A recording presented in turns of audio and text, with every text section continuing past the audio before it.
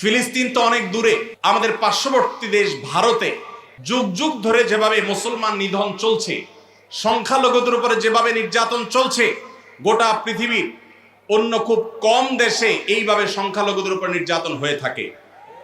আপনারা জানেন, অতি সম্প্রতি ভারতের লোকসভায় একটা বিল পাশ হয়েছে, সেটা আইনের আকার ধারণ করতে যাচ্ছে। সেটা হলো ওয়াকফ সংশোধনী বিল 2025।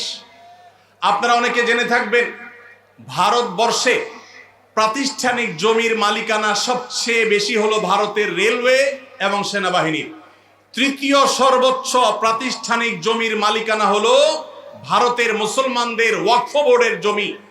8.7 লক্ষ সম্পদের মালিক হলো মুসলমানদের ওয়াকফ বোর্ড। ইসলামের অন্যতম একটা সৌন্দর্য হলো মসজিদ, মাদ্রাসা, ইয়েতিমখানা, কল্যাণমূলক কাজ, এগুলো পরিচালনা করবার জন্য ওয়াকফের ব্যবস্থা রাখা হয়েছে ইসলামে।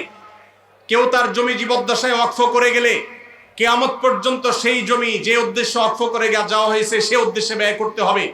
ওয়াকফের জমি কেউ বিক্রি করতে পারে না, এক্সচেঞ্জ করতে পারে না, দখল করতে পারে না। যে উদ্দেশ্যে ওয়াকফ করা হয়েছে এটার পরিপন্থী কোনো কাজ করা যায় না।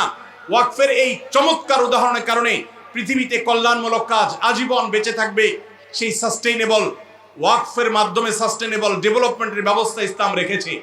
ভারতবর্ষে মুসলমানদের শত শত বছর চলে আসা 8.7 লক্ষ সম্পদ, যেটা টোটাল ভারতবর্ষে যত প্রাতিষ্ঠানিক সম্পদ আছে এর মধ্যে তৃতীয় সর্বোচ্চ।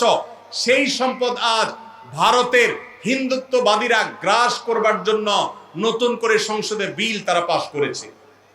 আপনারা জানেন, এই বিলে সুস্পষ্টভাবে বলা হয়েছে যে মুসলমানদের ওয়াকফ বোর্ড, যেটা নিতান্ত ইসলামিক একটা বিষয়, এটা এতদিন পর্যন্ত মুসলমানরাই পরিচালনা করে আসতো। এখন রাজ্য এবং কেন্দ্রীয় ওয়াকফ বোর্ডে দুজন অন্য ধর্মাবলম্বী অমুসলমান হিন্দু তাদেরকে বাধ্যতামূলকভাবে ওয়াকফ বোর্ডে অন্তর্ভুক্ত করার জন্য আইন করা হয়েছে। তার মানে মুসলমানদের মসজিদ পরিচালনার জন্য মুসলমানদেরকে ঢুকাইতে হবে কমিটিতে।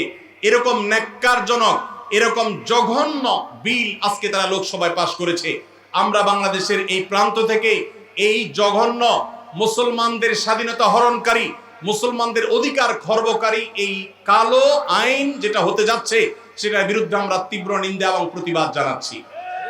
ভাইরা আমার, আমাদের দেশে পান থেকে চুন খসলেই যারা সংখ্যালঘু অধিকার বলে চিৎকার চেঁচামেচি করে আর নিন্দা জ্ঞাপন করে, তারা যুগ যুগ ধরে যে মুসলমান নিধন করে আসছে, সেখানে সামান্য একটু গোশত পাওয়া যাওয়ার কাল্পনিক অভিযোগের ভিত্তিতে দিন দুপুরে মানুষকে পিটিয়ে মেরে ফেলা হয়।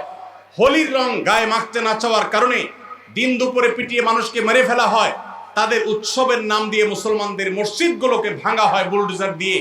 যেখানে 1000 বছরের পুরাতন বাবরি মসজিদ ভেঙে সেখানে রাম মন্দির নির্মাণ করা হয়। ওয়াকফ বোর্ডের উপরে কর্তৃত্ব প্রতিষ্ঠা করার মাধ্যমে মুসলমানদের লক্ষ লক্ষ সম্পদ, এটাকে হিন্দুরা তাদের মতো করে মসজিদ মাদ্রাসাগুলোতে আরো বহু রাম মন্দির প্রতিষ্ঠা করার আইনি ভিত্তি তারা তৈরি করেছে।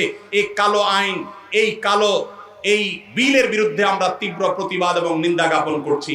আমাদের দায়িত্ব হবে প্রত্যেকটা মানুষ ভারতবর্ষের মুসলমানদের বিরুদ্ধে এই ঐতিহাসিক জঘন্য যে পদক্ষেপ ভারত সরকার নিতে যাচ্ছে এর বিরুদ্ধে প্রত্যেককে যার যার জায়গা থেকে প্রতিবাদ জানাতে হবে। ওয়াকফ সম্পদ এটা মুসলমানদের অধিকারের ব্যাপার, সামাজিক এবং ধর্মীয় অধিকারের ব্যাপার।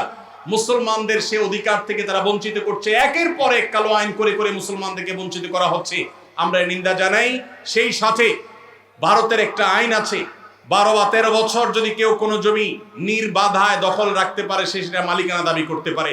ওয়াকফের জমিগুলো এখন কেউ যদি এভাবে দখল করে রাখতে পারে আর সংশ্লিষ্ট ওয়াকফ বোর্ড যদি কোনো আপত্তি না জানায়, তাহলে সেটার সে মালিকানা দাবি করতে পারে। এবং সেই মালিকানার দাবি নিষ্পত্তি করার নতুন করে বিল পাশ করা হয়েছে, যে কালেক্টরেটের চাইতে সিনিয়র লেভেলের কোন অফিসার সেটা নিষ্পত্তি করতে পারবে। অর্থাৎ মুসলমানদের মসজিদের বিষয়ে এই জমি যদি কোনো হিন্দু দখল করে তাহলে সেটা যেন সে দখল নিতে পারে, তার জন্য 1000টা দুয়ার খোলা হয়েছে।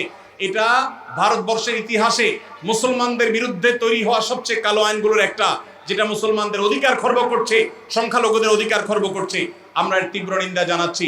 আল্লাহ রাব্বুল আলামিন ভারতবর্ষের মুসলমানদের অধিকার যেন তারা ফিরে পায় সেই তৌফিক আল্লাহ তাদের সবাইকে দান করুন। আমিন।